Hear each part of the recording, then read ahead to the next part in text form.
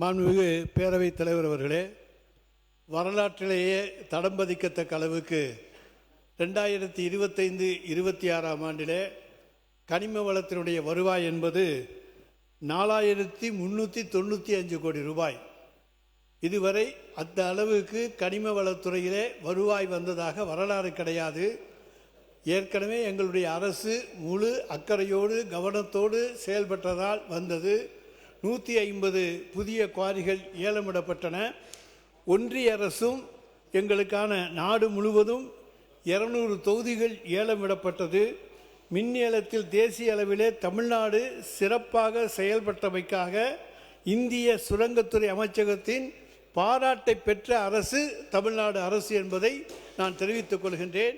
எனவே கனிம வளத்தில் எங்கெங்கு குறைகள் இருந்தாலும் அவையெல்லாம் அப்போதைக்கு அப்போது கண்டுபிடிக்கப்பட்டு அந்த ஓட்டைகள் அடைக்கப்பட்டு அரசின் கஜானாவுக்கு வருவாய் கொண்டு வரப்பட்ட அரசு எங்களுடைய அரசு. பேரவைத் தலைவர் அவர்களே, ட்ரோன் சர்வேயை முத கொண்டு வந்து துல்லியமாக அளக்க வேண்டும் என்று கொண்டு வந்தது நாங்கள் தான்.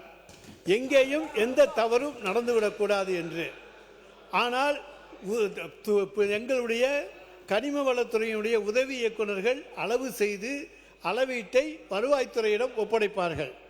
வருவாய்த்துறையினர் அதற்கான என்ன தண்டனை, என்ன அதனுடைய மதிப்பு என்பதை கண்டறிந்து 2 மடங்கு, 5 மடங்கு, 8 மடங்கு, 12 மடங்கு, 20 மடங்கு என்று அதற்காக தண்டனை அதற்கான ஃபைன் போட்டு கோப்புகளை அனுப்புவார்கள்.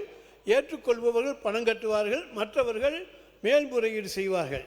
மேல்முறையீட்டிலே அதில் சரியான அளவுதான் இருக்கிறது என்று அந்த துறையினுடைய செயலாளரோ இயக்குனரோ கண்டறிந்தால் அந்த பணம் அங்கே உரிய பணம் மட்டும் வசூல் பண்ணப்படும். இது உயர்நீதிமன்றம் உச்ச நீதிமன்றம் வந்து சென்று வந்திருக்கிற பிரச்சனை.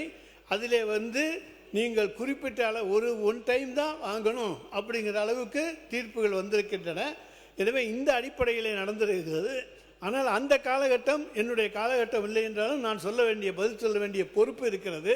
இன்னொன்றையும் சொல்லிவிடுகிறேன். அரசாங்கத்தில் நம்ம பட்டா குவாரி வச்சுருக்கிறோம், அரசாங்க குவாரி வச்சுருக்கோம். அரசாங்க குவாரியை ஏலம் விடுறோம், ஏலம் விடுறதுக்கு ராயல்ட்டியை வசூல் பண்ணிடுறோம்.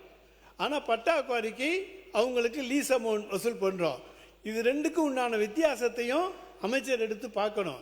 அடுத்ததாக நிச்சயமாக எந்த வகையிலையும் அதிகாரிகள் எங்கேயாவது விட்டிருந்தாலும் கூட ஆழமாக வெட்டியிருந்தால் அதுக்கு அவன் ஃபைன் கட்டித்தான் தண்டனை அனுபவிக்கணுமே தவிர யாரும் தப்பித்து போகவே முடியாது. எந்த காலத்திலும் அவன் மாட்டிக்கத்தான் செய்வான்.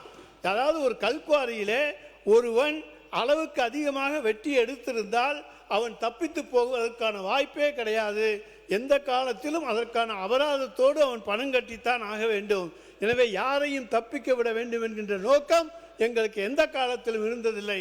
எந்த விசாரணையும் சந்திக்க தயாராக இருக்கிற அரசு தான், தயாராக இருக்கிற இயக்கம்தான் நாங்கள் திராவிட முன்னேற்ற கழகம்.